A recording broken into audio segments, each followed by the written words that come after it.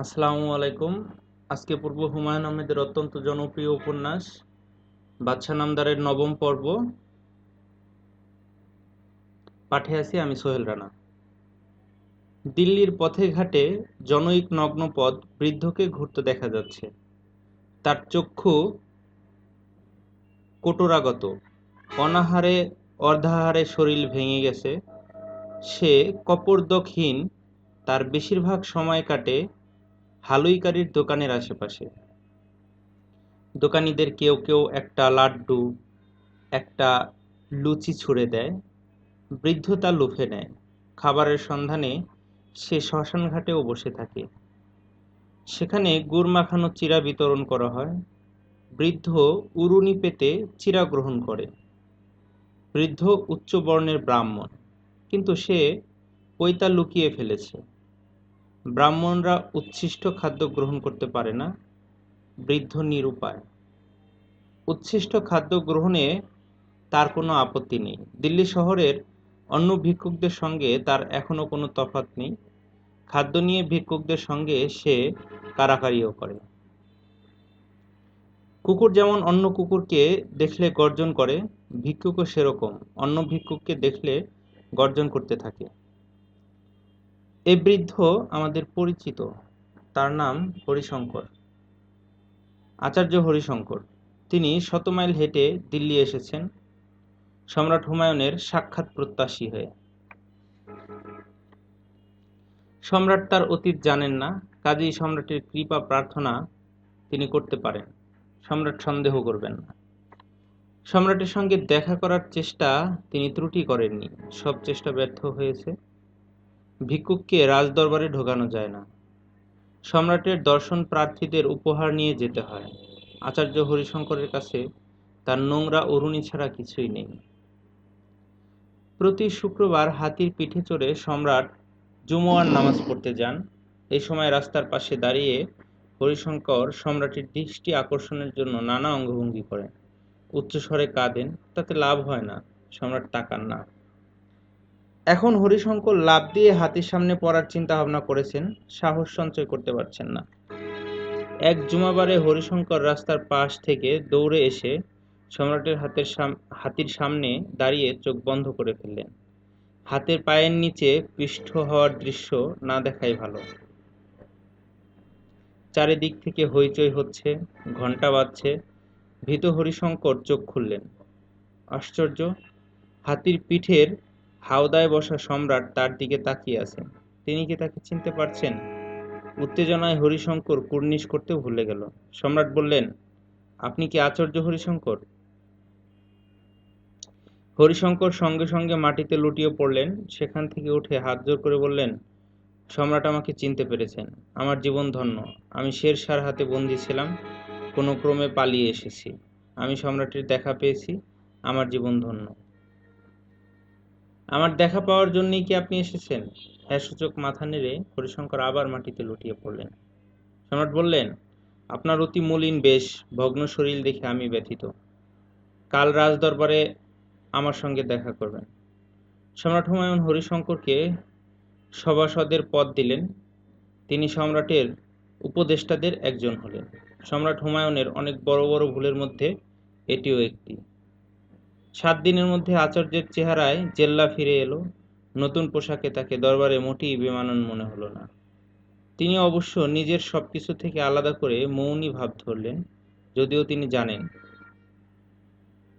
যে কথা কইতে ভয় পায় তার বিদ্যা নিষ্ফল। আচার্য হরিশঙ্কর অপেক্ষায় আছেন, কথা বলার সময় অনেক পাওয়া যাবে। কিছু কথা সম্রাটকে তিনি ব্যক্তিগতভাবে বলতে চান। কি বলবেন তা ভেবে রেখেছেন। সম্রাটের সঙ্গে একান্তে কথা বলার সুযোগ হচ্ছে না। যুদ্ধ প্রস্তুতি নিয়ে সম্রাট ব্যস্ত। মিত্র রাজাদের কাছে সাহায্য চেয়ে সম্রাটের চিঠি নিয়ে রাজদূতরা যাচ্ছেন। তিনি নিজের ভাইদের সঙ্গে ঘন ঘন বৈঠক করছেন। মির্জা কামরান পবিত্র কোরআন শরীফে হাত রেখে প্রতিজ্ঞা করেছেন তিনি তার বাহিনী নিয়ে সম্রাটের ডান হাত হয়ে কাজ করবেন। মির্জা কামরানকে নিয়ে সম্রাটের সামান্য আশঙ্কা ছিল, সে আশঙ্কা অমূলক প্রমাণিত হল। রাজজ্যোতিষীদের শুভক্ষণ বের করতে বলা হয়েছে। সম্রাট নিজে ইস্তেখারা নামাজ পড়ছেন। ইস্তেখারা নামাজের পর অজু করে ঘুমিয়ে পড়লে স্বপ্নে নির্দেশ আসে। স্বপ্নে যা দেখা যায় তার সবটাই প্রতীকী। এই প্রতীকের অর্থ উদ্ধার বেশিরভাগ সময় কঠিন হয়। সম্রাট স্বপ্নে দেখেছেন ধবধবে সাদা একটা বক গাছে বসেছে, গাছের পাতা খাচ্ছে। স্বপ্নে তাবিরকারীরা স্বপ্নের অর্থ করেছেন এইভাবে: বক মাংসাশী, শেষ জীবন্ত মাছ পোকামাকড় ধরে ধরে খায়। স্বপ্নে সে তার স্বভাব পরিবর্তন করে তৃণভোজী হয়ে গাছের পাতা খাচ্ছে। প্রতীকীভাবে বক হলো শের শাহ, কারণ সে পাখির মতোই এক জায়গা থেকে আরেক জায়গায় ঘুরে বেড়ায়। বক যেমন ধবল সাদা, শের শাহর মাথার পাগড়িও ধবল সাদা। স্বপ্নের পূর্ণাঙ্গ অর্থ: বক তার স্বভাব পরিবর্তন করেছে, অর্থাৎ শের শাহ তার স্বভাব পরিবর্তন করেছে। এই পরিবর্তন হবে যুদ্ধে পরাজয়ের কারণে। রাজদরবারের সবাই স্বপ্নের তাবিরে সন্তোষ প্রকাশ করেছেন। শুধু আচার্য হরিশঙ্কর মৌন রইলেন। সম্রাট বললেন, আচার্য হরিশঙ্কর, আপনি চুপ করে আছেন কেন? স্বপ্নের এই ব্যাখ্যার বিষয়ে আপনার কি কিছু বলার আছে? আচার্য হরিশঙ্কর বললেন, আমার বলার আছে, তবে আমি মৌন থাকতে চাচ্ছি। জ্ঞানীদের সামনে কথা বলার অর্থ নিজের মূর্খতা ঢোল পিটিয়ে প্রচার করা। হুমায়ুন বললেন, আপনার বক্তব্য আমি শুনতে চাচ্ছি। হরিশঙ্কর বললেন, আমি মনে করি এই বক সম্রাট নিজে। সম্রাটের অন্তর অতি পবিত্র, পবিত্রতার রং সাদা, বকও সাদা। বক মাছ না খেয়ে পাতা খাচ্ছে, কারণ সে কৌশল পরিবর্তন করছে। স্বপ্নের মাধ্যমে সম্রাটকে যুদ্ধ কৌশল পরিবর্তন করতে বলা হচ্ছে।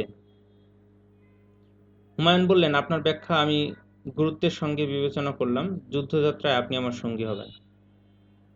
হরিশঙ্কর বললেন, সম্রাট যে আদেশ করবেন তাই হবে, তবে আমার উপস্থিতি আপনার জন্য অমঙ্গল স্বরূপ। আমাকে রাজধানীতে রেখে দেওয়াই আপনার জন্য শুভ হবে।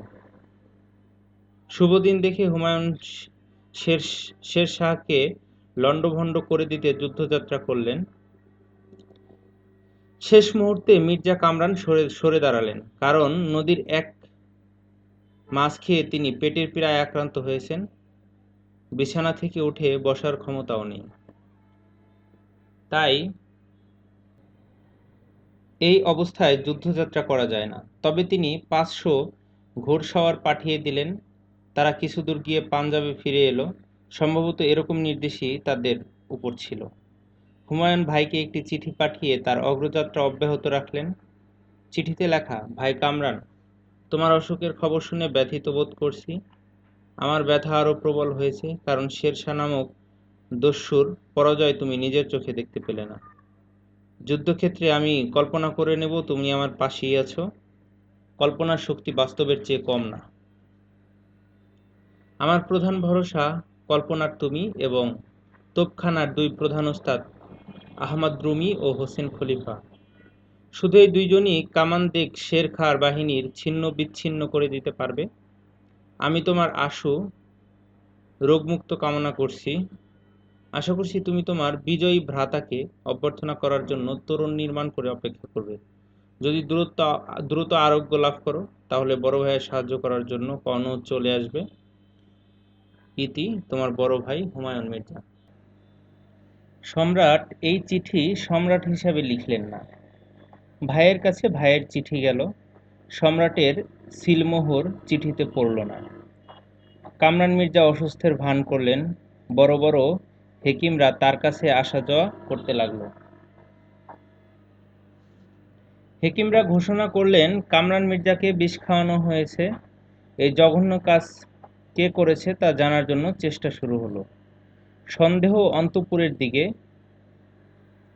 রাজপরিবারের নারীরা আতঙ্কে দিন কাটাতে লাগলেন। এবারের যুদ্ধে হুমায়ুন কোনো রাজপরিবারের মহিলা সদস্যকে নিয়ে যাননি। কামরানের আদেশে তাদের সবাইকে গৃহবন্দী করা হলো। কামরান মির্জা বিছানায় শুয়ে শুয়েই আমিরদের সঙ্গে গোপন বৈঠক করতে লাগলেন। সব আমিরকে একসঙ্গে ডেকে বৈঠক না, আলাদা আলাদা বৈঠক। এক বৈঠকে আচার্য হরিশঙ্করের ডাক পড়ল। তিনি দিল্লি থেকে লাহোরে এসেছেন অসুস্থ মির্জা কামরানের শারীরিক কুশল জানার জন্য। মির্জা কামরান বললেন, শুনেছি আমার বড় ভাই আপনার সূক্ষ্ম বুদ্ধি এবং জ্ঞানের একজন সমজদার। হরিশঙ্কর বললেন, সম্রাট, হাতি আমি সামান্য মূষক। যুদ্ধক্ষেত্রে হাতি মরা পড়ে, মুশিকের কিছুই হয় না। হরিশঙ্কর বললেন, হাতির মৃত্যুতে যায় আসে, মূষকের মৃত্যুতে কিছু যায় আসে না বলেই মুশিকের কিছু হয় না। আপনার কি ধারণা, সম্রাট শের শাহকে পরাজিত করতে পারবেন? আমি কি নির্ভয়ে আমার মতামত জানাবো? অবশ্যই। সম্রাট শোচনীয়ভাবে পরাজিত হবেন। কারণ, প্রধান কারণ আপনি না থাকায় তার মনোবল ভেঙে গেছে। যুদ্ধক্ষেত্রে মনোবল বিরাট ভূমিকা আছে। মির্জা কামরান বললেন, আচার্য হরিশঙ্কর, সম্রাট বিপুল সৈন্যবাহিনী নিয়ে যুদ্ধযাত্রা করেছে। তার আছে বিশাল গোলন্দাজ বাহিনী। শের শাহর কূটবুদ্ধির কাছে বিশাল গোলন্দাজ বাহিনী দাঁড়াতেই পারবে না। হুমায়ুন পরাজিত হবেন এবং নিহত হবেন। নিহত হবেন? প্রথমবার ভাগ্যগুণে প্রাণে বেঁচে গেছেন, ভাগ্য বারবার সাহায্য করে না। সম্রাট পরাজিত হলে দিল্লির সিংহাসনের কি হবে? নির্ভর করছে আপনার কর্মকাণ্ডের উপর। আপনি যদি অসুস্থতার ভান করে বিছানায় শুয়ে থাকেন, তাহলে দিল্লির সিংহাসন চলে যাবে শের শাহর হাতে। আর আপনি যদি গা ঝাড়া দিয়ে ওঠেন, সৈন্য সংগ্রহ করতে শুরু করেন, তাহলে দিল্লির সিংহাসন আপনার। আপনি কি আমার উজিরদের একজন হতে রাজি আছেন? না। না কেন? যতদিন সম্রাট জীবিত ততদিন আমি সম্রাটের অনুগত নকর। কোনো কারণে সম্রাটের প্রাণহানি হলে আমি আপনার প্রস্তাব বিবেচনা করব, তার আগে না। আসরের নামাজের পরপর মির্জা কামরান বিছানা ছেড়ে উঠলেন, ঘোষণা করলেন, আল্লাহ পাকের অসীম করুণায় তিনি রোগমুক্ত হয়েছেন। তিনি রোগমুক্তি স্নান করে মাগরিবের নামাজ আদায় করার প্রস্তুতি নিলেন। রোগমুক্তি উপলক্ষে রাজমহিষীরা সবাই উপহার পেলেন। তারা গৃহবন্দী ছিলেন, তাদের বন্দী দশা দূর হলো। সর্বসাধারণের কাছে গেল ৩,০০০ রৌপ্য মুদ্রা। আমিররা খেলাত পেলেন। আচার্য হরিশঙ্করকে দেওয়া হলো রত্নখচিত ভোজালি। কনৌজের যুদ্ধে হুমায়ুনের শোচনীয় পরাজয় হলো। চৌসার যুদ্ধে তিনি যেসব ভুল করেছেন, এই যুদ্ধেও সেসব ভুল করলেন। কামাঞ্চির দল কামানের একটি গোলাও ছুটতে পারল না। হুমায়ুনের ছত্রভঙ্গ বাহিনী একটা বড় অংশ গঙ্গার পানিতে ডুবে মরল। যারা বেঁচে রইল তারা করল শের শাহর বড় পুত্র জালাল খাঁ। চৌসার যুদ্ধে হুমায়ুনের গঙ্গার পানিতে পড়েছিলেন, এবারও তাই হলো। তিনি হাতি নিয়ে গঙ্গায় পড়লেন। হাতি তাকে নিয়ে ধীরে ধীরে এগুচ্ছে। শের শাহর তীরন্দাজ বাহিনী ধনুক উঠিয়ে আছে।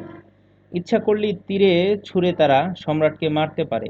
তারা এই কাজটি করছে না, কারণ শের শাহর কঠিন নির্দেশ, হুমায়ুনকে হত্যা বা আহত করা যাবে না, তাকে বন্দীও করা যাবে না, তাকে পালিয়ে যাওয়ার সুযোগ দিতে হবে।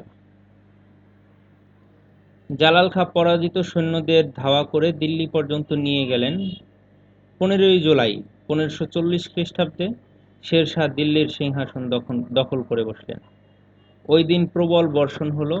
দীর্ঘদিন দাবদাহে অতিষ্ঠ দিল্লিবাসীদের আনন্দের সীমা রইল না। তারা বৃষ্টিতে ভেজার জন্য পথে নেমে পড়ল।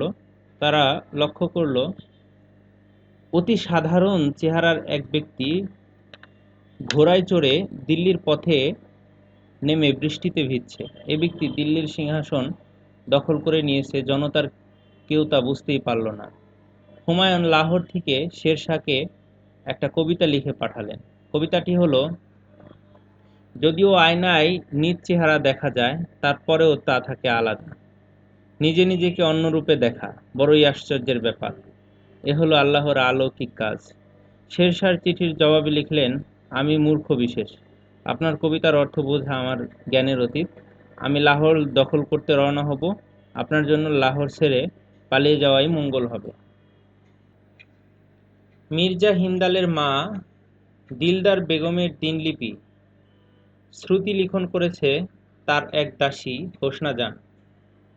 আমার রাতের ঘুম এবং এবাদাত হারাম হয়ে গেছে। আমি চোখের পাতা বন্ধ করলেই দস্যু শের শাহকে স্বপ্ন দেখি। এই দস্যু তার পঙ্গপাল বাহিনী নিয়ে ছুটে আসছে। তার একমাত্র ইচ্ছা মোগল বংশকে সমূলে ধ্বংস করা। হুমায়ুন তার হাতে ধরা পড়লে না জানি কি পরিণতি হবে। মনে হয় সে আমার অতি আদরের হুমায়ুনকে জ্বলন্ত আগুনে নিক্ষেপ করবে। শুনেছি দস্যুটা আমাকে আগুনে পুড়িয়ে মারতে পছন্দ করে। আল্লাহ পাকের কাছে আমার প্রার্থনা, যেন কোনো ভয়ঙ্কর ব্যাধিতে দস্যু তার দলবল নিয়ে মৃত্যুবরণ করে। দিনলিপিতে যে অস্থিরতা দিলদার বেগম দেখালেন তার চেয়ে অনেক বেশি অস্থির সম্রাট হুমায়ুন। তিনি তার দিনলিপি লেখা বন্ধ করে রেখেছেন, সৈন্য সংগ্রহের মতো অর্থের জোগাড় করতে পারছেন না। প্রতিটি মিত্র রাজার কাছে চড়া সুদে অর্থ চেয়ে পত্র লিখেছেন, কেউ পত্রের জবাব দেওয়ার সৌজন্য দেখাচ্ছেন না। তারা এখন এমন কিছুই করবে না যাতে দিল্লির অধীশ্বর শের শাহ বিরক্ত হন।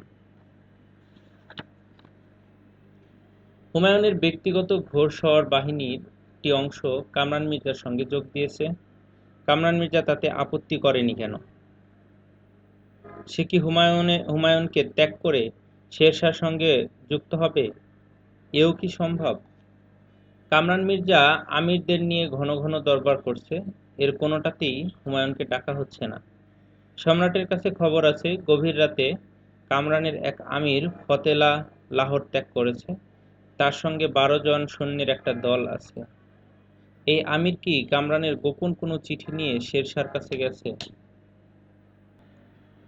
হুমায়ুন সব ভাইদের এক করার জন্যে একটি আলোচনা সভা ডেকেছিলেন। সেই সভায় তার অন্য ভাইরা উপস্থিত থাকলেও কামরান আসেনি। বড় অস্থির সেই সময়ে দিলদার বেগম হুমায়ুনকে গোপন এক পত্র পাঠালেন। সেখানে লেখা, পুত্রসম হুমায়ুন, সম্রাট বাদশাহ নামদার, তুমি নিদারুণ অর্থকষ্টে পড়েছ বলে শুনেছি। এই মুহূর্তে তোমার অর্থের অবশ্যই প্রয়োজন। আমার কাছে 10,000 স্বর্ণমুদ্রা এবং 2 লক্ষ রৌপ্য মুদ্রা গোপনে রাখা আছে। তুমি আমার থেকে এই অর্থ সংগ্রহ করে কাজে লাগাও। তোমার চন্দ্রের মতো মুখমণ্ডল অনেকদিন দেখি না। ইতি দিলদার বেগম। হুমায়ুন দিলদার বেগমের সঙ্গে দেখা করতে গেলেন। হুমায়ুনের সঙ্গে তার 4 পত্নী। পত্নীরা হলেন বেগা বেগম, মাহ চুচুক বেগম, শুনবার বেগম, মেওয়াজান। হুমায়ুন পত্নীদের সঙ্গে না নিয়ে কোথাও যেতেন না। চৌসার যুদ্ধেও তার পত্নীরা সঙ্গী ছিলেন। চৌসার যুদ্ধে তার 2 পত্নী চাঁদ বিবি এবং সাত বিবি পানিতে ডুবে মারা যান। বেগা বেগম শের শাহর হাতে ধরা পড়েন। শের শাহর মহানুভবতায় তিনি স্বামীর কাছে ফিরতে পারেন। হুমায়ুনের সর্বশেষ পত্নী মেওয়াজান ছিলেন হুমায়ুনের ভগ্নী গুলবদনের দাসী। হুমায়ুন তার রূপে মুগ্ধ হয়ে মেওয়াজানকে বিয়ে করেন এবং বিয়ের রাতে আমিরদের বলেন, বেহেশতের হুর এই মেয়ের চেয়ে রূপবতী হবে আমি তা বিশ্বাস করি না। সম্রাট তার বিমাতার কাছ থেকে অর্থ গ্রহণ করলেন। আনন্দে তার চোখ ভিজে উঠল। দিলদারের নির্দেশে রাজপরিবারের মহিলারা একে একে সম্রাটকে কুর্নিশ করতে এলেন। 14 বছর বয়সী এক মেয়েকে দেখে সম্রাট চমকে উঠলেন। সম্রাট বললেন, তোমার নাম কি? হামিদা বানু। তুমি কি রাজপরিবারের কেউ? না, আমি সামান্য একজন। আমার পিতার নাম মীর আবুল বকা, তিনি একজন শিক্ষক। আপনার কনিষ্ঠ ভ্রাতা মির্জা হিন্দাল আমার পিতার কাছ থেকে শিক্ষা গ্রহণ করেছেন। তুমিও কি তোমার পিতার কাছ থেকে শিক্ষা গ্রহণ করেছো? জি জাহাপনা। তুমি খুব সহজভাবে আমার সঙ্গে কথা বলছো। একজন সম্রাটের সঙ্গে কথা বলতে ভয় পাওনি? আপনি এখন সম্রাট না, পরাজিত এক নৃপতি, নির্বাসিত। আচ্ছা, তুমি যাও। হামিদা বানু ঘর থেকে বের হওয়া মাত্র হুমায়ুন দিলদার বেগমকে বললেন, আমি এই মেয়েটিকে বিবাহ করতে চাই, আপনি ব্যবস্থা করে দিন। দিলদার বেগম অবাক হয়ে বললেন, এ নিতান্তই বালিকা এবং মুখরা। হুমায়ুন বললেন, হোক বালিকা হোক মুখরা, মেয়েটি শিয়া সম্প্রদায়ের, তুমি সুন্নি। হুমায়ুন বললেন, শিয়া সুন্নির মতের এবং প্রার্থনার কিছু পার্থক্য আছে, কিন্তু তাদের বিয়েতে কোনো বাধা নেই। আপনার কাছে অনুরোধ, আজ রাতেই আপনি তার কাছে বিয়ের প্রস্তাব নিয়ে যাবেন। বাবা, তুমি বিষয়টা নিয়ে আর একটু চিন্তা করো। চিন্তা যা করার করেছি, আর চিন্তা করব না। হতভম্ব দিলদার বেগম নিজেই সম্রাটের ইচ্ছার কথা হামিদা বানুকে জানালেন। হামিদা বানু বলল, আমি এমন একজনকে বিয়ে করব যার হাত আমি যে কোনো সময় ধরতে পারবো। যাকে 3 বেলা কুর্নিশ করতে হয় তাকে আমি বিয়ে করব না, কোনো অবস্থাতেই না। সম্রাটের 4 স্ত্রী জীবিত, তিনি আরও বিবাহ করবেন। আমি এমন একজনকে বিবাহ করব যার বিয়ে রোগ নেই, আমি হব তার একমাত্র স্ত্রী। তোমার কত বড় সৌভাগ্য সেটা একটু চিন্তা করো। পরাজিত সম্রাটের সঙ্গে বিবাহ হবে আমার জীবনের সবচেয়ে বড় দুর্ভাগ্য। সম্রাটের মন্দ ভাগ্যের সঙ্গে আমি আমার ভাগ্য জড়াতে চাই না। তুমি নিতান্তই বালিকার মতো তর্ক করছো। হামিদা বানু হাসতে হাসতে বলল, আমি তো বালিকাই। সারা রাত চেষ্টা করেও হামিদা বানুকে রাজি করানো গেল না। মির্জা হিন্দাল ঘটনা শুনে ভাইয়ের উপর প্রচণ্ড রাগ করলেন। যাকে শেরশাহ তাড়া করছে, যার পালানোর পথ প্রায় বন্ধ, সে কি করে এই সময় বিয়ের জন্য পাগল হবে? দিলদার বেগম হুমায়ুনের সম্মানে বিরাট ভোজের আয়োজন করেছিলেন। হুমায়ুন ঘোষণা করলেন, হামিদা বানুর সঙ্গে বিয়ে না হওয়া পর্যন্ত তিনি কোনো খাদ্য গ্রহণ করবেন না, উপবাস থাকবেন। সম্রাট কোনো খাদ্য গ্রহণ করছেন না শুনে হামিদা বানু বিয়েতে রাজি হলেন। দিলদার বেগমের কাছ থেকে পাওয়া 2 লক্ষ রৌপ্য মুদ্রা সম্রাট বিবাহের নিকাহানা হিসাবে হামিদা বানু বাবা মীর আবুল বকাকে দিলেন। 1000 স্বর্ণমুদ্রা দিলেন নবপরিণীতা স্ত্রীকে। বাসর রাতে হামিদা বানু বলল, আমি নিজের ইচ্ছার বিরুদ্ধে আপনার ভাগ্যের সঙ্গে নিজের ভাগ্য জড়িয়েছি। তবে আমি আপনাকে আশ্বস্ত করতে চাই, যত বড় বিপদই আপনার উপর আসুক, আমি আপনাকে ছেড়ে যাব না। সম্রাট বললেন, তোমাকে নিয়ে আমি একটি দীর্ঘ কবিতা রচনা করেছি, কবিতাটা শুনবে? হামিদা বললেন, না, আমি এখন ঘুমাবো, আমার ঘুম পাচ্ছে। সম্রাট বললেন, আমি হুকুম না দেওয়া পর্যন্ত তুমি ঘুমাতে পারবে না। আমি হুকুম দেইনি। হামিদা বানু চোখ বন্ধ করলেন এবং পাশ ফিরলেন। সম্রাট বললেন, তুমি কি ঘুমিয়ে পড়েছ?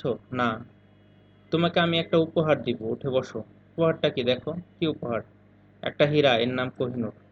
কোহিনূরের আমার প্রয়োজন নেই। আপনি কপট দক্ষিণ একজন মানুষ, এই হীরা আপনার প্রয়োজন। কোহিনূর তুমি নেবে না? না। এখন অনুমতি দিন, আমি ঘুমাবো। যাও, অনুমতি দিলাম।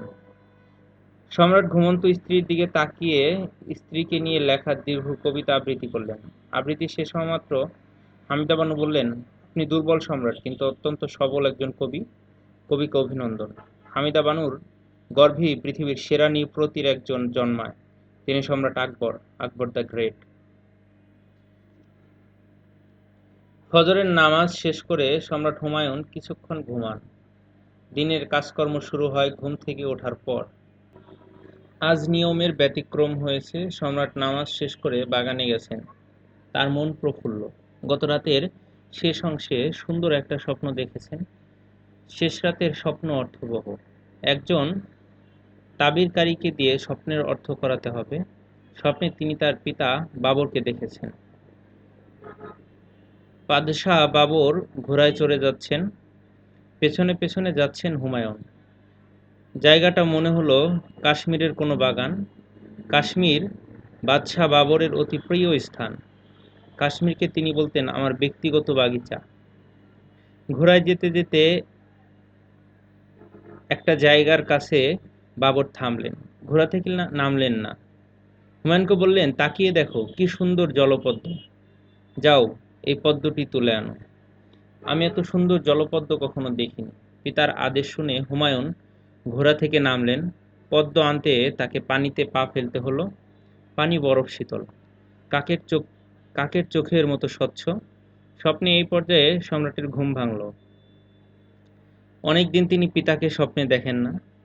তার চেহারাও হুমায়ুনের কাছে অস্পষ্ট হয়ে আসছিল।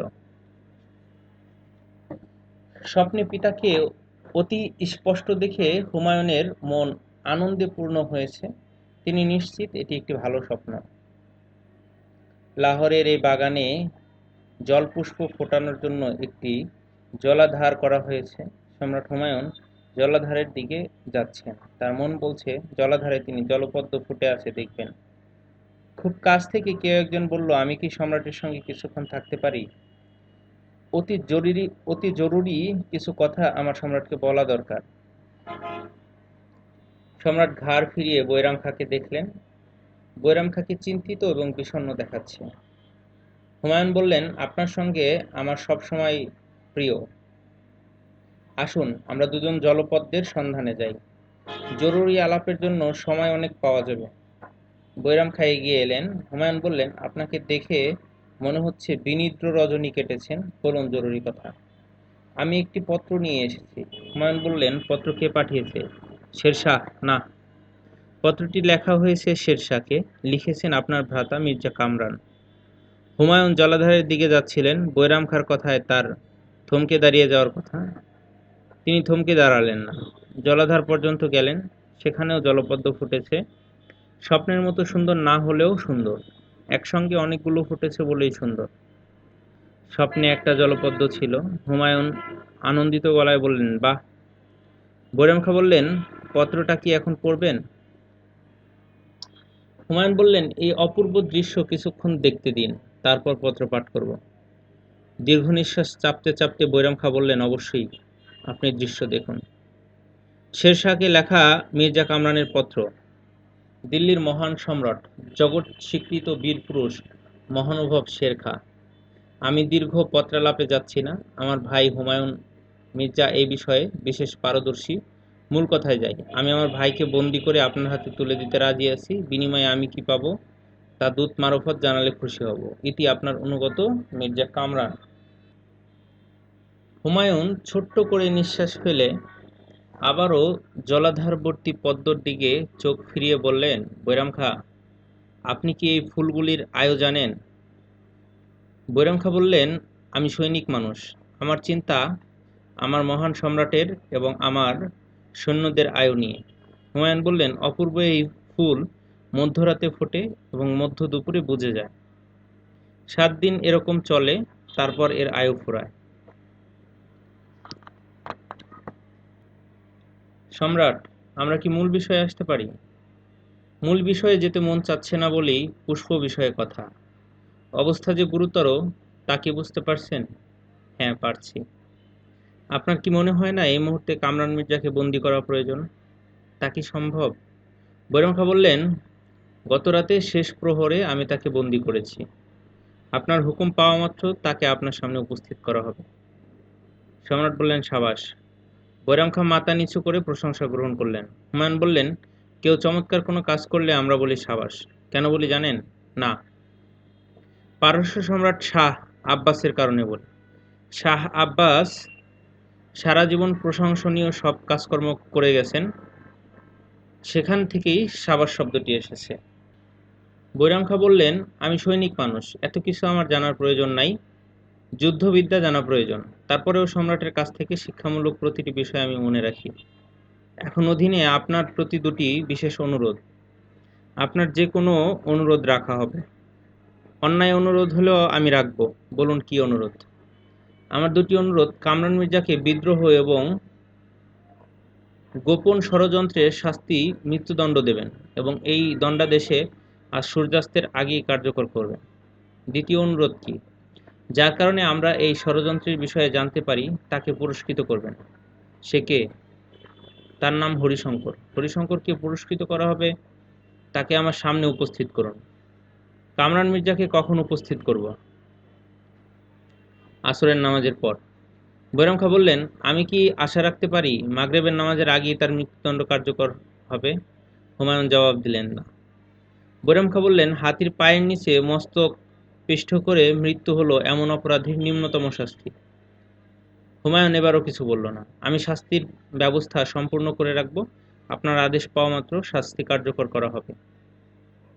কামরান মির্জাকে বন্দী করা হয়েছে, এই খবর অন্তঃপুরের রাজমহিষীরা জেনেছেন। কামরান মির্জা মা গুলরুখ বেগম আতঙ্কে অস্থির। তিনি জানেন তার ছেলেকে মৃত্যুদণ্ড দেয়া হবে। ষড়যন্ত্রকারীদের এই শাস্তির বিধান। মা হয়ে সন্তানের মৃত্যু তিনি নিতে পারছেন না। তিনি কিছুক্ষণ পর পর জ্ঞান হারাচ্ছেন। দুপুরের দিকে খবর পাওয়া গেল সম্রাট হুমায়ুন এসেছেন গুলরুখ বেগমের সঙ্গে দেখা করতে। গুলরুখ বেগমের সঙ্গে দাঁড়ানোর শক্তি ছিল না। দুজন দাসী তাকে ধরাধরি করে সম্রাটের সামনে উপস্থিত করল। হুমায়ুন বললেন, মা, আপনি নিশ্চয়ই কামরান মির্জার কর্মকাণ্ড বিষয়ে অবগত হয়েছেন। গুলরুখ বেগম হাস্যচোখ মাথা নাড়লেন। হুমায়ুন বললেন, আপনার কি কামরান মির্জার বিষয়ে কিছু বলার আছে? বাদ আসর তার বিচার বসবে। গুলরুখ বেগম বললেন, অপরাধী অপরাধের জন্য শাস্তি পাবে, আমার বলার কিছু নেই। আপনার করুণ অবস্থা দেখে আমি ব্যথিত। আমি দুপুরে আপনার সঙ্গে খাবার গ্রহণের জন্য আপনাকে আমন্ত্রণ জানাচ্ছি। আপনি কি আমার সঙ্গে খাবার গ্রহণ করবেন? না। হুমায়ুন বললেন, আল্লাহ পাক আপনার মনের কষ্ট দূর করুক, আমিন। কামরান মির্জাকে রাখা হয়েছে সাধারণ একটু তাঁবুর ভিতরে। তার দুই হাত পেছন দিকে শক্ত করে বাঁধা। তাকে খুঁটির সঙ্গে বেঁধে দাঁড় করিয়ে রাখা হয়েছে। তাঁবুর চারিদিকে বৈরাম খাঁর অনুগত এক দল ঘোড়সওয়ার সৈন্য। এদের নেতৃত্বে আছে সাদ মুহাম্মদ। সে কামরানের সঙ্গে তাঁবুর ভেতরে আছে। কামরান মির্জা বললেন, তোমার নাম কি? শাহ মোহাম্মদ। কামরান বললেন, এটা আবার কেমন নাম? আমি তোমার নাম দিলাম বাদ মুহাম্মদ। আপনার অভিরুচি। আমার বাঁধন খুলে দাও, আমি জোহরের নামাজ আদায় করব। বিশেষ বিশেষ অবস্থায় ইশারায় নামাজ পড়ার বিধান আছে। আপনার এখন সে অবস্থা। আমি ক্ষুধার্ত, আমার জন্য দুপুরের খাবারের কি ব্যবস্থা? সাদ মোহাম্মদ জবাব দিলেন। অন্যদিকে মুখ ফিরিয়ে রইলেন। কামরান বললেন, তুমি ব্যাঙাচির কাছ থেকে খোঁজ নিয়ে আসো, আমাকে দুপুরের খাবার দেওয়া হবে কিনা। কাকে ব্যাঙাচি বলছেন? বৈরাম খাঁকে। ব্যাঙাচি তার যথার্থ পরিচয়। আপনাকে ছেড়ে যাওয়ার হুকুম নেই। সম্রাটের সামনে আমাকে কখন হাজির করা হবে জানি না, শুনেছি আসরের পর। আমি আমার ভাইকে চিনি। আমার ভাই যখন শুনবেন আমাকে না খাইয়ে রাখা হয়েছে, তিনি রাগ করবেন। তুমি যাও, আমার খাবারের ব্যবস্থা করো। আপনাকে মৃত্যুদণ্ড দেওয়ার জন্য হাতি এবং পাথর প্রস্তুত করা হয়েছে। আমার উপদেশ, আপনি আহারের কথা চিন্তা না করে আসন্ন মৃত্যুর কথা চিন্তা করুন এবং আল্লাহ পাকের নাম নিতে থাকুন। আমি তৃষ্ণার্ত, পানি খাবো। আপনার সামনে থেকে উঠে যাওয়ার হুকুম আমার নেই। বাদ মুহাম্মদ, তোর ধৃষ্টতা মৃত্যুর আগ পর্যন্ত আমার মনে থাকবে। হুমায়ুন আচার্য হরিশঙ্করকে ডেকে পাঠিয়েছেন, তিনি তার সঙ্গে দুপুরের খাদ্য গ্রহণ করবেন। হরিশঙ্কর নিরামিষাশী, তার জন্যে ৩০ পদের নিরামিষের ব্যবস্থা করা হয়েছে। তিনি ছোয়া বাঁচিয়ে রেশমের আসনে আলাদা বসেছেন। সম্রাট বললেন, আমি আপনার প্রতি কৃতজ্ঞ। হরিশঙ্কর বললেন, আমার জীবন আমি আপনাকে নিবেদন করেছি, কাজেই আমার প্রতি কৃতজ্ঞ হওয়ার কিছু নেই। আপনি কিভাবে জানলেন কামরান মির্জা শেরশাহর কাছে পত্র পাঠিয়েছে? সম্রাটের স্বার্থেই আমি কামরান মির্জার আস্থাভাজন হয়েছি। আমি এই পত্রের বিষয়ে সরাসরি তার কাছ থেকেই জানতে পারি। আপনি একজন বিশ্বাসভঙ্গ করেছেন। আমি যা করেছি সম্রাটের স্বার্থের দিকে তাকিয়ে করেছি। সম্রাটের জন্য যদি আরও 1000 জনের সঙ্গে বিশ্বাসঘাতকতা করতে হয়, আমি করব। আপনি খাদ্য গ্রহণ করছেন না, খাবার নাড়াচাড়া করছেন, কারণ জানতে পারি? আমি একটি বিষয় নিয়ে কঠিন উদ্বেগের মধ্যে আছি বলেই আমার ক্ষুধা তৃষ্ণা লোপ পেয়েছে। উদ্বেগের কারণ জানতে পারি? শেরশাহ বিশাল বাহিনী নিয়ে লাহোরের দিকে ছুটে আসছেন। এই বিশাল বাহিনীকে পরাস্ত করা এই মুহূর্তে সম্রাটের পক্ষে সম্ভব না। এমন পরিস্থিতিতে আপনার পরামর্শ কি? আমি অতি ক্ষুদ্র একজন, সম্রাটকে পরামর্শ দেওয়ার যোগ্যতা আমার নেই। তারপরেও বলবো, সম্রাট যেন কান্দাহারের দিকে ছুটে ছুটে চলে যান। পালিয়ে যেতে বলছেন? হ্যাঁ। যে পালায়ন করে সে বেঁচে থাকে। মির্জা কামরানকে সম্রাটের সামনে উপস্থিত করা হয়েছে। তার কোমরে তরবারি গলায় ঝুলিয়ে দেওয়া হয়েছে। দুই হাত শক্ত করে পেছনের দিকে বাঁধা। সম্রাটের সামনে বন্দীদের এইভাবে উপস্থিত করানোর রীতি। কামরান কুর্নিশ করার চেষ্টায় সামান্য নিচু হলেন।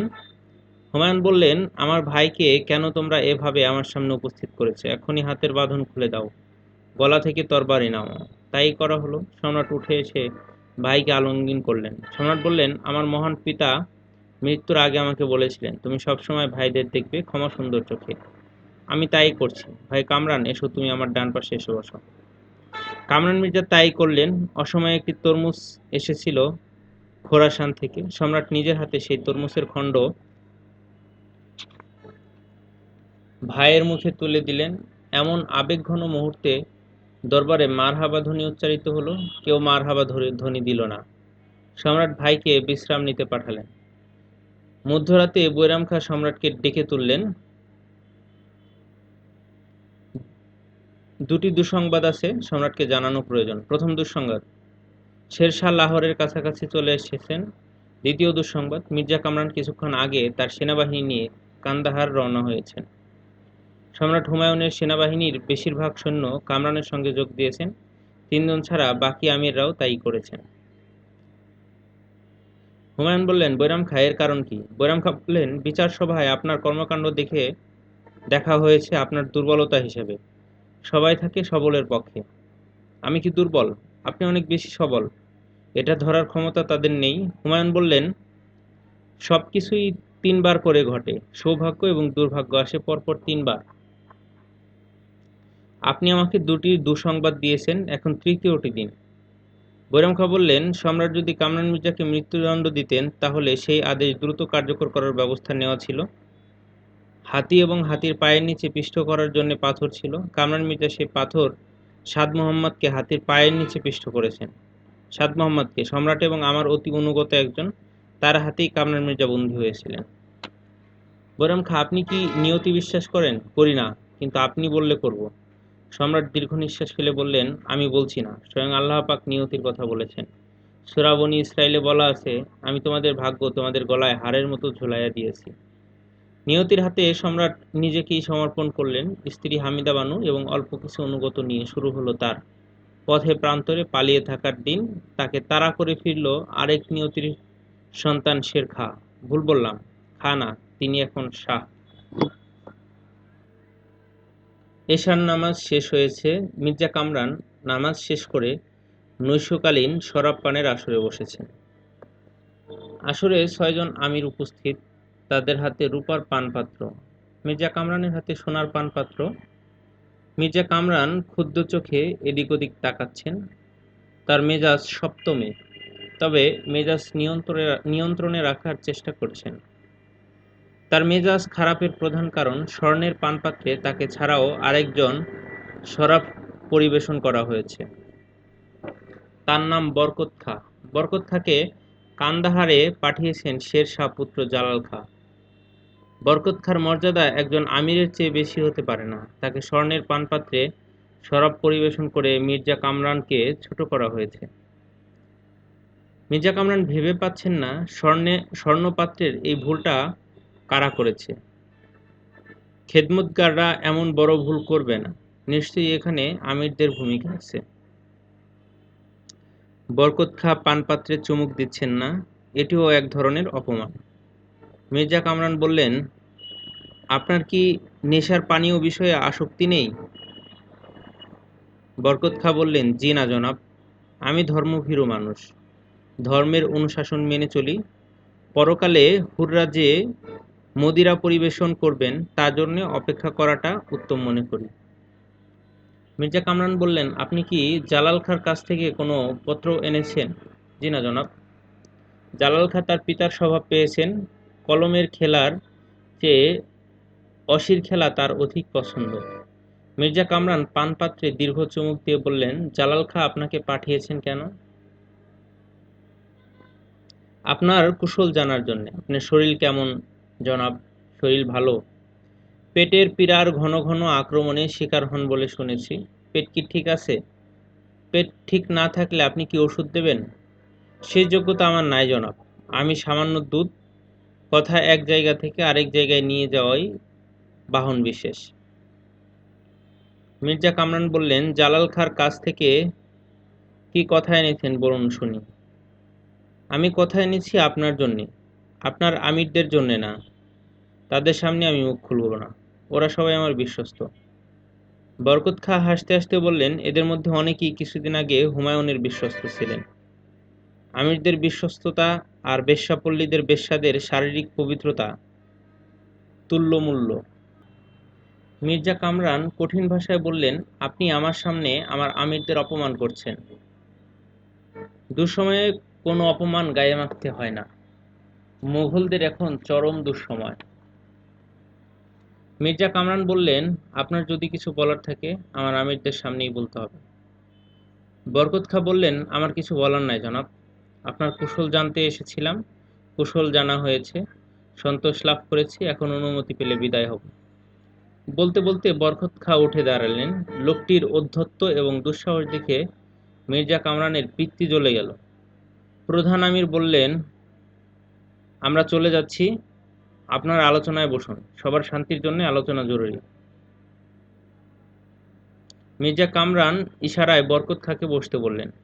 আমিররা ঘর খালি করে চলে গেলেন। দুজন খিদমতগারকেও চলে যেতে হলো। বরকত খাঁ বললেন, এখন মূল কথায় আসা যাক। জালাল খাঁ আপনার কাছে জানতে চাচ্ছেন আপনি শের শাহের জন্যে অর্থাৎ দিল্লির মহান সম্রাটের জন্যে কি করতে পারেন। মির্জা কামরান বললেন, আমাকে শান্তিতে থাকতে দিলে অনেক কিছুই করতে পারি। আপনারা আমাকে শান্তি দিবেন, আমি আপনাদের শান্তিতে থাকার ব্যবস্থা করব। আপনার কি ধারণা দিল্লির সম্রাট অশান্তিতে আছেন? অবশ্যই। আপনারা হুমায়ুন আতঙ্কে ভুগছেন, তাকে তাড়া করে ফিরছেন। আপনাদের ধারণা তিনি দ্রুত শক্তি সংগ্রহ করবেন, আপনাদের বিরুদ্ধে অস্ত্র হাতে নেবেন। যাই হোক, আমি সরাসরি বলি, আমি আমার বড় ভাইকে জীবিত বা মৃত আপনার হাতে তুলে দিতে পারি। তার বিনিময়ে আমি কি পাবো?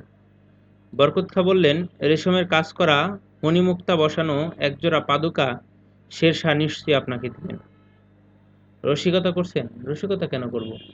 শের শাহ পাদুকা উপহার দিতে পছন্দ করেন। তিনি যোধপুরের রাজা মালদেবকে একজোড়া পাদুকা উপহার দিয়েছেন। ঘটনার সত্যতা সন্ধান করলেই জানতে পারবেন। যাই হোক, জালাল খাঁ আমাকে পাঠিয়েছেন হুমায়ুনকে বন্দী করার বিষয়ে আপনার সাহায্য কামনা করতে। বিনিময়ে আপনি লাহোর ফিরে পাবেন। শুনেছি লাহোরের জলবায়ু আপনাকে পীড়ামুক্ত করতে সাহায্য করে। মির্জা কামরান বললেন, শুধু মুখের কথা, এ বিষয়ে কোনো চুক্তি হবে না? বরকত খাঁ বললেন, যাদের মুখের কথা মূল্যহীন তারাই চুক্তির জন্য লালায়িত হয়। জালাল খাঁর মুখের কথা মূল্যহীন না। আমি কবে লাহোর যেতে পারি? ইচ্ছা করলে এখনই রওনা দিতে পারবেন। পান বেশি করেছেন, এই অবস্থায় রওনা দেওয়া ঠিক হবে না। বলতে ভুলেই গেছি, জালাল খাঁ আপনার জন্য উপহার পাঠিয়েছেন। উপহার আপনার পছন্দ হবে। কি উপহার? বাংলার মুলুক থেকে আনা দুজন হিজড়া। হিজড়ার বিষয়ে আপনার আগ্রহের কথা আমরা জানি। শারীরিক ত্রুটির কারণে ওদের জন্য গুণবলী বিকশিত হয়। আমি উপহার পেয়ে খুশি হয়েছি। ওনাকে ধন্যবাদ। বরকত খাঁ বললেন, আপনি আমিরদের আসরে ডাকুন। আনন্দযাত্রা অব্যাহত থাকুক। জালাল খাঁর উপহার কেমন তাও দেখুক। আমি বিদায় নিচ্ছি। মির্জা কামরানের আনন্দ ফুর্তি সারা রাত স্থায়ী হলো। হিজড়াদের নৃত্যগীত মির্জা কামরানকে বিমোহিত করল। কিছুক্ষণের জন্যে আমরা আচার্য হরিশঙ্করের কাছে ফিরে যাই। তিনি শারীরিক অসুস্থতার কারণে হুমায়ুনের সঙ্গী হননি। তিনি এখন আছেন পুণ্যধাম কাশীতে। তার হাতে স্বর্ণমুদ্রা এবং রৌপ্য মুদ্রার সংগ্রহ ভালো। হুমায়ুন তাকে দুটি রুবি পাথরও দিয়েছেন। হরিশঙ্করের বাকি জীবন ভালো মতোই যাওয়ার কথা। তিনি কাশীতে একটি ঘর ভাড়া করেছেন, একজন পাচক রেখেছেন, দারোয়ান রেখেছেন। তার সময় কাটে মন্দিরে মন্দিরে। একদিনের কথা, তিনি মন্দিরে সন্ধ্যা পূজা দেখে ঘরে ফিরে দেখেন তার বিছানায় হুমায়ুন কন্যা আকিকা বেগম। সে হাসি মুখে বসে আছে। হরিশঙ্কর বুঝলেন চোখের ধান্ধা। কিছুক্ষণ চোখ বন্ধ রেখে রাম রাম নাম নিয়ে চোখ খুললেন। আকিকা বেগম আগের জায়গাতেই বসা। সে মিষ্টি গলায় বলল, আমার বাবা সম্রাট হুমায়ুন কোথায়? হরিশঙ্কর মূর্ছিত হয়ে মেঝেতে পড়ে গেলেন। জ্যোৎস্না প্লাবিত রজনী। রাজ্যহারা সম্রাট দলবল নিয়ে পালাচ্ছেন। তিনি যাচ্ছেন সিন্ধুর দিকে। তার সারাদিন ঘোড়ার পিঠে কেটেছে। সন্ধ্যায় মাগরিবের নামাজের কিছু বিরতি নিয়ে আবার যাত্রা শুরু করেছেন। হুমায়ুনকে অনুসরণ করছেন কুতুব খাঁ, শের শাহর আরেক পুত্র। তার উপর নির্দেশ হুমায়ুনকে হিন্দুস্থান ছাড়া করতে হবে। তার উপর সরাসরি চড়াও হওয়ার প্রয়োজন নেই।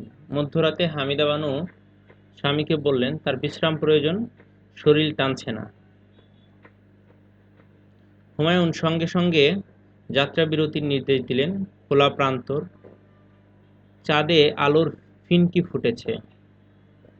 অচেনা ঝাঁকড়া একটা গাছের নিচে চাদর পেতে বসেছেন হামিদা বানু। গাছ থেকে অনেকটা দূরে রাতের খাবারের আয়োজন হচ্ছে। খিচুড়ি জাতীয় খাদ্য তৈরি হচ্ছে। রসদ ফুরিয়ে আসছে। খাদ্য তৈরিতেও সাবধানতা। ক্লান্ত ঘোড়ার দলকে পানি এবং গম খাওয়ানো হচ্ছে। এদের সুস্থ রাখা অত্যন্ত জরুরি। হুমায়ুন একা একা হাঁটছিলেন। হঠাৎ হামিদা ভানুর খিলখিল হাসির শব্দ শুনে এগিয়ে গেলেন। এই অবস্থায় এত সুন্দর করে কেউ হাসতে পারে? হামিদা বানু স্বামীকে দেখে গাছের গুঁড়িতে হেলান দিয়ে পা ছড়িয়ে বসলেন। হুমায়ুন বিস্মিত গলায় বললেন, কি হয়েছে হামিদা? হামিদা বললেন, কিছু হয়নি তো। তুমি হাসছিলে। আপনার এমন কোনো নির্দেশ আছে যে হাসা যাবে না? এ অবস্থায় কেউ আনন্দে হাসতে দেখে বিস্মিত হয়েছি। হাসার মতো কোনো কারণ কি ঘটেছে? আপনি আমার পাশে বসুন, তারপর বলছি কি ঘটেছে। হুমায়ুন হামিদা বানুর পাশে বসলেন।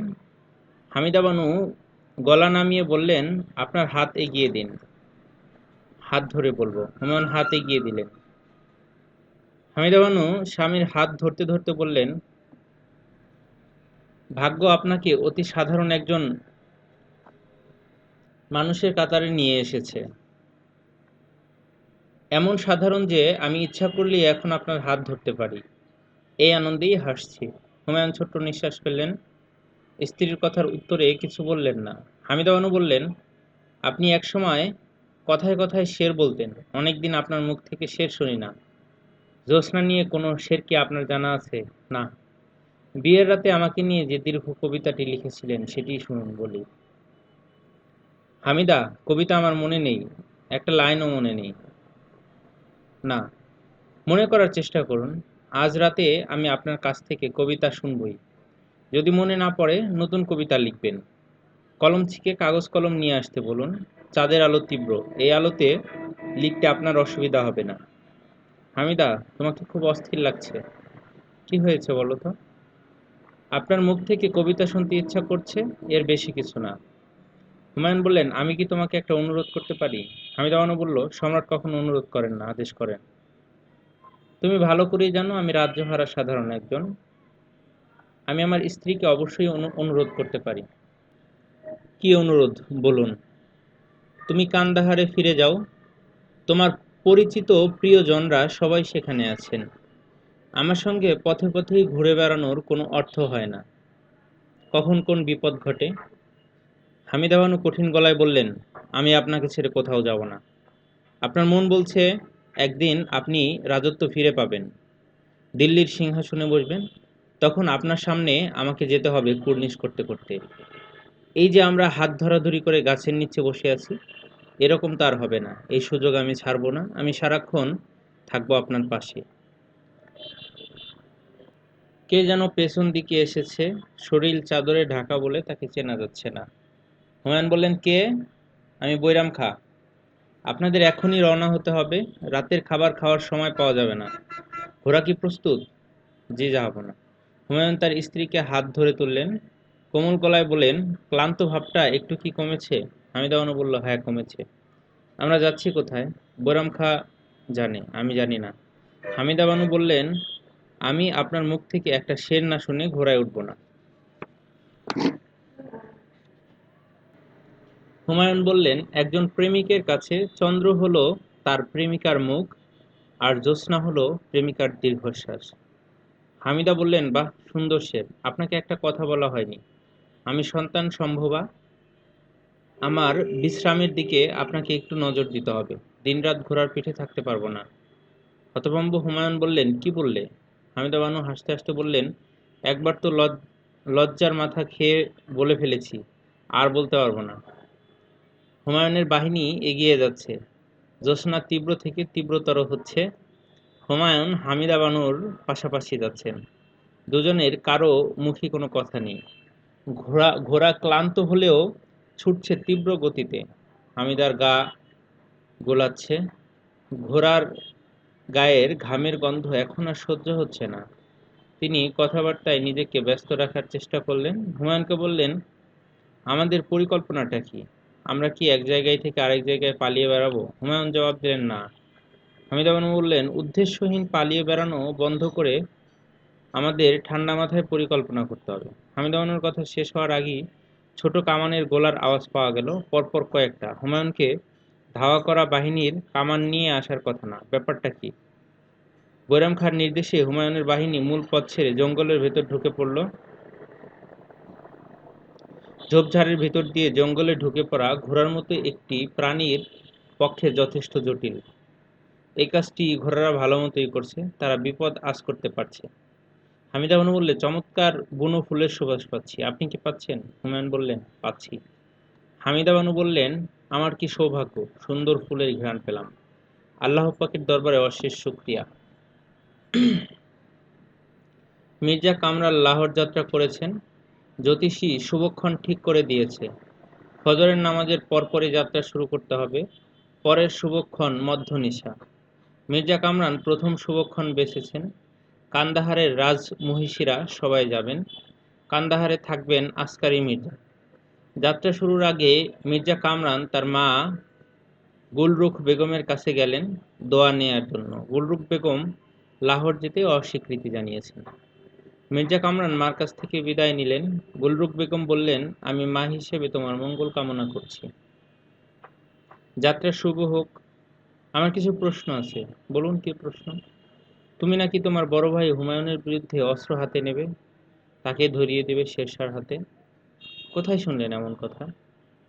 গুলরুখ বেগম বললেন, দরবারের সব কথাই অন্তঃপুরে আসে, অতীতেও এসেছে, ভবিষ্যতেও আসবে। এখন আমার প্রশ্নের জবাব দাও। মির্জা কামরান বললেন, আমি আপনার প্রশ্নের জবাব দিচ্ছি। তার আগে আমার 4টি প্রশ্ন আছে। আপনাকে দীর্ঘ জবাব দিতে হবে না, দীর্ঘ জবাব শোনার মতো সময় আমার হাতে নেই। শুধু হ্যাঁ কিংবা না বলবেন। প্রথম প্রশ্ন, রাজ্যহারা হুমায়ুন কি এখন বনজঙ্গলে ঘুরে বেড়াচ্ছেন? হ্যাঁ। তার সঙ্গী সাথীরা একে একে সরে পড়েছে, সৈন্যবাহিনীরা প্রায় সবাই তাকে ত্যাগ করেছে। হ্যাঁ নাকি না? হ্যাঁ।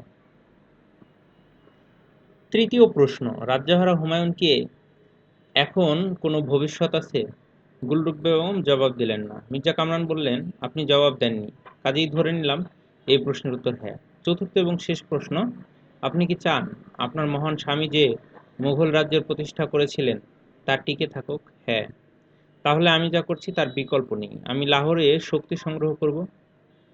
তুমি তোমার বড় ভাইয়ের পাশে দাঁড়াবে না? মির্জা কামরান বললেন, অন্যের দুর্ভাগ্যের সঙ্গে আমি নিজেকে জড়াবো না। এই ভাই তোমার প্রতি যে মমতা দেখিয়েছে তা তুমি বিস্মরণ হয়েছ। মমতা দুর্বলের অস্ত্র, আমি দুর্বল না। গুলরুখ বেগম দীর্ঘ নিঃশ্বাস ফেলে বললেন, এর অর্থ কি এই যে তুমি তোমার ভাইকে শত্রুর হাতে তুলে দেবে? মির্জা কামরান চুপ করে রইলেন। গুলরুখ বেগম কঠিন গলায় বললেন, মা হিসেবে তোমার কাছে আমার একটাই অনুরোধ, ভাইকে শেরশার হাতে তুলে দেওয়ার আগে তুমি নিজ হাতে তাকে হত্যা করবে। তোমার প্রতি সে যে মমতা এবং ভালোবাসা দেখিয়েছে, এটা হবে তার পুরস্কার। মেইলি কথাবার্তা শোনার সময় আমার নেই। তোমার ভাই কিন্তু শুনতো। শুনে শুনেই তো আজ তার এই অবস্থা। শিয়ালের মতো সে ঘুরে বেড়াচ্ছে, তাকে তাড়া করছে শিকারী কুকুর। তার মতো শিয়াল হতে পারা মহা সৌভাগ্যের ব্যাপার। আচ্ছা, তুমি রওনা হও, তোমাকে দেরিয়ে করিয়ে দিলাম। হুমায়ুন আছেন সিন্ধুর নাদান দুর্গে। এই দুর্গের প্রধান উছি বেগ দুর্গ হুমায়ুনের হাতে ছেড়ে দিয়েছেন। তিনি তার সৈন্যবাহিনী নিয়ে দুর্গের বাইরে অবস্থান নিয়েছেন। উছি বেগের উদ্দেশ্য পরিষ্কার না। এটা কি কৌশলে হুমায়ুনকে বন্দির চেষ্টা? হুমায়ুন দুর্গে বন্দী থাকবেন, শেরশার কাছে খবর যাবে, বিশাল পুরস্কারের বিনিময়ে উছি বেগ হুমায়ুনকে তুলে দেবেন শেরশার হাতে। হামিদা বানু দুর্গের একটি কক্ষে বিশ্রাম নিচ্ছেন। এই বিশ্রাম তার জন্য প্রয়োজন ছিল। এই মুহূর্তে তিনি ভবিষ্যৎ নিয়ে ভাবছেন না। তার শরীর খুবই খারাপ করেছে, গায়ে প্রবল জ্বর, সেবা করার কেউ নেই। বৈরাম খাঁর হাতে এখন সৈন্য সংখ্যা মাত্র 900, তবে এরা সবাই সুশিক্ষিত। 100 তীরন্দাজ আছে, যাদের নিশানা অব্যর্থ। বৈরাম খাঁ দুর্গ প্রাচীরের বিশেষ বিশেষ জায়গায় তাদের বসিয়ে দিয়েছেন। ঘোড়সওয়ার বাহিনী দুর্গের মূল ফটকের কাছে রাখা হয়েছে। পাথরের তৈরি দুর্গ, হালকা কামানো দিকেও কিছু করা যাবে না। উছি বেগের সঙ্গে বৈরাম খাঁ বৈঠকে বসেছেন। উছি বেগের উদ্দেশ্য যদি ধরা যায়, উছি বেগ বারবারই বলছেন, আমি একজন বিপদগ্রস্ত রাজ্যহারা মানুষকে সাহায্য করছি, এর বেশি কিছু না। বৈরাম খাঁ বললেন, বিপদগ্রস্ত মানুষকে সাহায্য করতে দেখা যায়, কিন্তু রাজ্যহারা মানুষকে কেউ সাহায্য করে না। উছি বেগ বললেন, কেউ করে না তা ঠিক না, আমি তো করছি। আপনি কি পুরস্কারের আশায় এই কাজ করছেন? না, ভালো কাজ পুরস্কার লোভে কেউ করে না। বৈরাম খাঁ বললেন, আপনার মহানুভবতায় আমি মুগ্ধ। কোনো এক শুভক্ষণে সম্রাট হুমায়ুন নিশ্চয়ই আপনাকে পুরস্কৃত করবেন। আপনারা যতদিন ইচ্ছা এই দুর্গে থাকবেন। দুর্গে রসদ নেই, পানি নেই, আমি ব্যবস্থা করছি। হাম্মামখানায় কিছু পানি আছে, তাতে আজকের রাতটা চলে যাবে। ভোর হোক সব ব্যবস্থা হবে। আল্লাহ পাক আপনার মঙ্গল করুক। হাম্মামখানায় পানি পাওয়া গেল না। হাম্মামখানায় কল খোলা, সব পানি বের হয়ে গেছে। দুর্গের রসদঘর শূন্য, একখানা চাল বা গম পাওয়া গেল না। বৈরাম খাঁ প্রমাদ শুনলেন। তিনি নিশ্চিত ওসি বেগের উদ্দেশ্য ভালো না। ভোরবেলা রসদ বা পানি কোনোটাই এলো না। পানিশূন্য অবস্থায় সারাদিন কাটল। জওহর আফতাবজির সংগ্রহে 2 মশক পানি আছে। হুমায়ুনের প্রয়োজন মিটবে, কিন্তু অন্যদের কি হবে? বৈরাম খাঁ ওসি বেগের সঙ্গে বিশেষ বৈঠকের ব্যবস্থা করলেন। ওসি বেগ দুর্গের ভেতর আসতে রাজি হলেন না। বৈঠক হবে ওসি বেগের তাঁবুতে। বৈরাম খাঁ তাতেই রাজি। নিরস্ত্র অবস্থায় তিনি ওসি বেগের তাঁবুতে ঢুকলেন। তাদের কথোপকথন। বৈরাম খাঁ, সম্রাট পত্নী হামিদা বানু সন্তান সম্ভবা, তিনি অসুস্থ, প্রবল জ্বরে কাতর। শুনে দুঃখিত হলাম। আপনার সঙ্গে কোনো চিকিৎসক নেই, থাকলে পাঠিয়ে দিতাম। দুর্গে পানি নেই, খাবার নেই। ওসি বেগ, আমি এই বিষয়ে কিছু করতে পারছি না।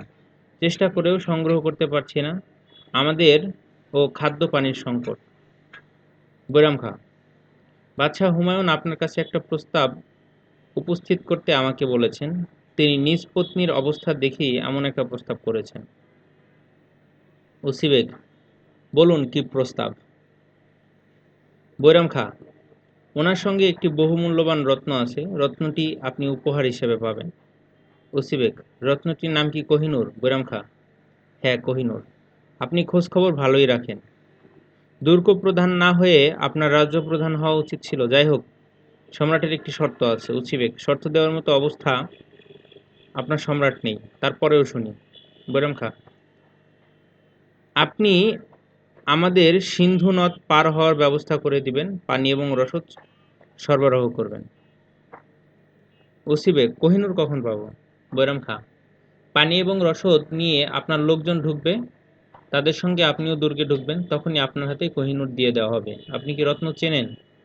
ওসি বেগ, না। বৈরাম খাঁ, তাহলে কি করে বুঝবেন এটি মূল্যবান কোহিনূর? ওসি বেগ, আমার এখানে একজন রত্ন ব্যবসায়ী আছে, সে চিনবে।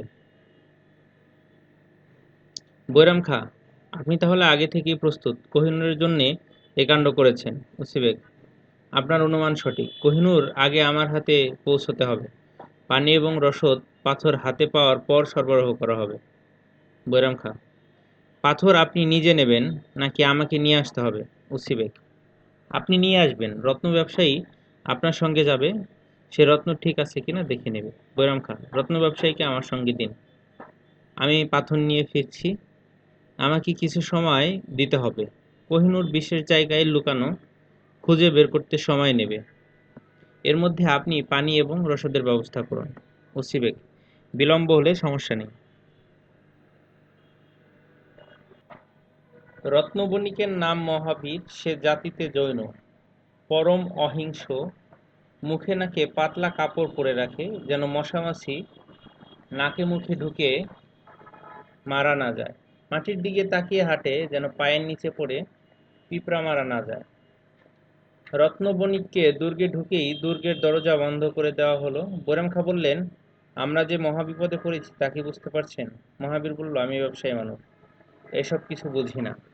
কোহিনূর আমাকে দেখাবেন, আমি বলবো আসল জিনিস কিংবা নকল। আমার কাজ শেষ। বৈরাম খাঁ বললেন, আপনি মন দিয়ে আমার কথা শুনুন। পৃথিবীর সবচেয়ে ভয়ঙ্কর প্রাণী হলো আহত ব্যাঘ্র। আমি আহত ব্যাঘ্র। খাঁ সাহেব, গেট খুলে দেন। আমি অহিংস মানুষ, পিঁপড়া পর্যন্ত মারি না। আপনাকে পিঁপড়া মারতে হবে না। খামাখা পিঁপড়া কেন মারবেন? আপনি দেখবেন আমরা কি করে মানুষ মারি। খাঁ সাহেব, গেট খুলে দেন। এক্ষুনি গেট খুলে দিব। আমরা দুজন গেট দিয়ে বের হব। আমার হাতে থাকবে রেশমি রুমালের ভেতর সাধারণ একখণ্ড পাথর। আমি রুমাল উঁচু করে ওসি বেগের তাঁবুর দিকে এগুতে থাকবো। ওসি বেগ তাঁবু থেকে ছুটে আসবে, আর তখনই আমার তীরন্দাজরা তাকে মারবে। ওসি বেগের মৃত্যু বিষয়ে নিশ্চিত হওয়ার পর আমার ঘোড়সওয়ার বাহিনী বের হবে, কিছুক্ষণ যুদ্ধ হবে, আপনি মানুষের মৃত্যু দেখবেন। হতভম্ব মহাবীর বলল, আপনার লোক যখন তীর ছুড়বে সেই তীর তো আমার গায়েও লাগতে পারে। সম্ভাবনা আছে, তবে আমার তীরন্দাজের হাতে নিশানা ভালো, তাদের উপর ভরসা রাখতে পারেন। পরের অংশ সংক্ষিপ্ত। উসিবেক প্রথম তীরের আঘাতেই ধরাশায়ী হলেন। তার দলের লোকদের হতভম্ব ভাব কাটার আগেই বৈরাম খাঁর বাহিনী বের হয়ে এলো। ভারতবর্ষে সেনাপতির মৃত্যু মানে যুদ্ধ পরাজয়। উসিবেকের লোকজন পালাতে শুরু করেছে। বৈরাম খাঁর জন্য একটি ঘোড়া এবং তরবারি নিয়ে আসা হয়েছে। বৈরাম খাঁ লাফ দিয়ে ঘোড়ায় উঠতেই যুদ্ধ শেষ। হুমায়ুন তার বাহিনী নিয়ে নির্বিঘ্নে সিন্ধু নদ পার হলেন। উসিবেকের সৈন্যদের কাছ থেকে পাওয়া রসদ এবং পানির এখন আর অভাব নেই। হামিদা বানুকে নৌকায় শুইয়ে রাখা হয়েছে। তিনি একবার বললেন, আমরা কোথায়? হুমায়ুন বললেন, সিন্ধু নদ পার হচ্ছি, পানি খাবো। হুমায়ুন বললেন, যত ইচ্ছা পানি খাও, পানির অভাব নেই। মহাবীর তীরবিদ্ধ হয়নি, সে বৈরাম খাঁর সঙ্গে আলাদা নৌকায় উঠেছে।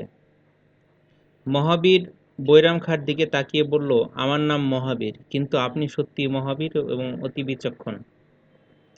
বৈরাম খাঁ হাই তুলতে তুলতে বললেন, মানুষ মারা দেখে মজা পেয়েছেন? মহাবীর বললে, এইসব কি বলেন, আমরা অহিংস জাতি, পিঁপড়া পর্যন্ত মারিম না। বৈরাম খাঁ বললেন, আপনি আমার সঙ্গে জুটেছেন কি জন্যে? কোহিনূর হীরা এক নজর দেখে জীবন সার্থক করার ইচ্ছা? সুযোগ কি পাবো? অবশ্যই পাবেন, তবে আগে কয়েকটা পিঁপড়া মারতে হবে, পারবেন? মহাবীর অনেকক্ষণ চুপ করে থেকে বলল, একটা পিঁপড়া মারতে রাজি আছি, এর বেশি পারবো না। বৈরাম খাঁ বললেন, পিঁপড়া মারতে হবে না, পিঁপড়া মারা ছাড়াই আপনাকে কোহিনূর দেখাবো। তবে কোহিনূর সামান্য পাথর ছাড়া কিছু না, জীবন্ত সঠিক মানুষ হলো আসল কোহিনূর। পেছনের নৌকার দিকে তাকান, রাজ্যহারা সম্রাট হুমায়ুন স্ত্রীর হাত ধরে বসে আছেন, উনিই আসল কোহিনূর। দেখছেন? হুম। আপনারা যাচ্ছেন কোথায়?